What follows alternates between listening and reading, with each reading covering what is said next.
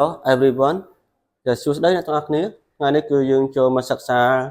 chọn cho năng English alphabet. Akara kram này phía sang lề. Hay akara kram này phía sang lề cứ chẳng cứ miền đại hội đòn mà phải vào mỗi túa. Hay khả năng mà phải vào mỗi túa cứ miền sạ cho mình làm. Cứ A, E, I, O, U. Hay khả năng đó cứ đi cho lượng dọc jumlah 5 alphabet jumlah 5 nằm bây giờ mà sắc xa tha alphabet jumlah 5 នោះ alphabet A alphabet B alphabet C alphabet D ហើយនិង alphabet E តើវាស្មើនឹងស្រៈអីខ្លះស្មើនឹងអក្សរអីខ្លះនៃភាសាខ្មែរអញ្ចឹងយើងចូលទៅមើល alphabet ឬក៏អក្សរទី1នៃភាសាអង់គ្លេសគឺអក្សរ A អក្សរ A គឺជាស្រៈនៃភាសាអង់គ្លេសហើយក៏វាជាស្រៈនៃភាសាខ្មែរដូចគ្នាអញ្ចឹងអក្សរ A ស្មើនឹងស្រៈ A ស្មើនឹងស្រៈអស្មើនឹងស្រៈ A នៃភាសាខ្មែរអញ្ចឹង A ឧទាហរណ៍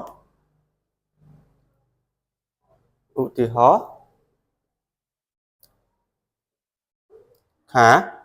យ៉ាឧទាហរណ៍ពាក្យថាខាអញ្ចឹង C ស្មើនឹងអក្សរខសំឡេងរបស់វាសំឡេងខហើយយើងភ្ជាប់ជាមួយនឹងស្រៈដែលមានអក្សរ A ស្រៈ A ខ A ខាយ៉ាខ A ខាអញ្ចឹង A ស្មើនឹងស្រៈ A ហើយដល់ពេល alphabet ទី2 alphabet ទី2អក្សរ B ស្មើនឹងអក្សរ B នៃភាសាខ្មែរដែលមានសំឡេងបហ្នឹងហើយអញ្ចឹង B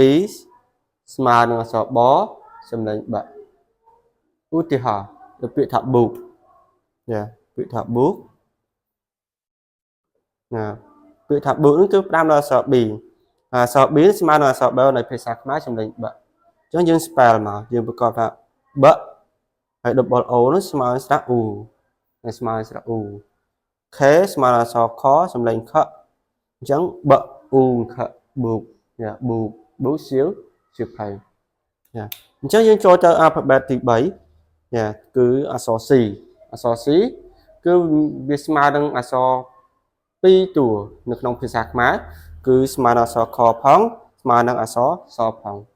ហើយស្មើនឹងអក្សរ K សំឡេងរបស់វាគឺសំឡេងខស្មើនឹងអក្សរ S សំឡេងរបស់វាសំឡេងសហើយសម្រាប់ alphabet ទី4គឺអក្សរ D អក្សរ D គឺស្មើនឹងអក្សរ D នៃភាសាខ្មែរ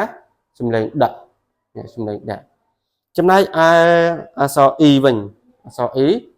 គឺជាស្រៈនៃភាសាអង់គ្លេសហើយក៏ជាស្រៈនៃភាសាខ្មែរដូចគ្នាគឺស្មើនឹង